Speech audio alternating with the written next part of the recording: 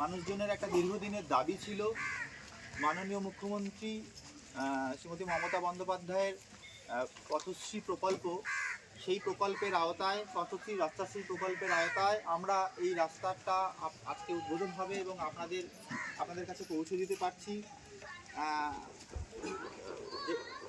আজকের যে প্রকল্প রাস্তা, সেই রাস্তাটা মূলত হচ্ছে বড় পলাশন 1 জিপিতে বস্তাপোতা বস্তেপোতা যে জায়গাটা এসআরডিএ কাজটা করছে 0.732 কিলোমিটার পেভার ব্লকের রাস্তা।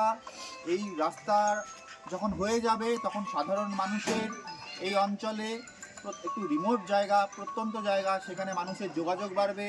মানুষের অনেক রকম সমস্যা যেগুলো যোগাযোগের জন্য সম্ভব ছিল না, হতো না, সমাধান সম্ভব ছিল না, সেগুলো আগামী দিনে সেগুলো সম্ভব হবে এবং মানুষজনের সত্যিকারের উপকারে লাগবে। সেই জন্য আমরা খুব আনন্দিত যে আজকে ইনগরেশনের মাধ্যমে এই রকম দীর্ঘদিনের একটা দাবি পথশ্রী প্রকল্পের আওতায়, পথশ্রী 4র্থ পর্যায়ের আওতায় আপনাদের সামনে আমরা তুলে দেব।